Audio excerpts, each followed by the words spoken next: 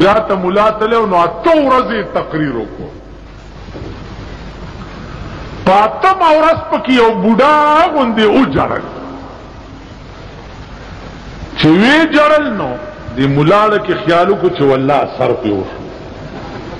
دا د سپینګیري چې اثر وشو دام ډېره ده.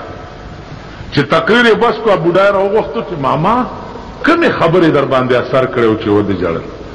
هغه ورته وایي چې ملا صاحب پختنې ما کا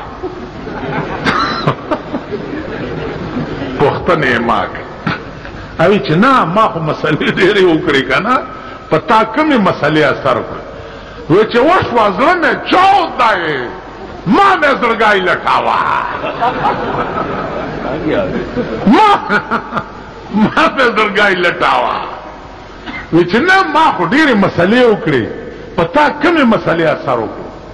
وی چې ملا صاحب مسالو خلاکه پویم ما یو ورغومای و ورغومای ورغومای پیژنئ؟ چیلې د چیلې بچی ته ورغومای وی اپریدای جبل ما یو ورغومای و ډېره پستا ګیرای وا غریب مر شوی ده تو چې دا مسالې کړې و ما دې ته وکاته نو دا پاستا ګیره دی چې خوڅاوله نو ما نه مې ورغومای را یاد شه.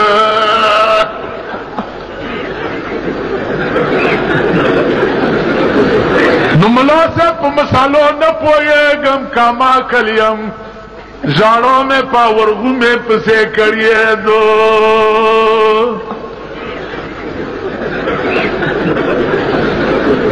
نو ملا صاحب په مسالو نه پوهېږم کاما کلیم ژاړو مې په ورغومې پسې کړې دو.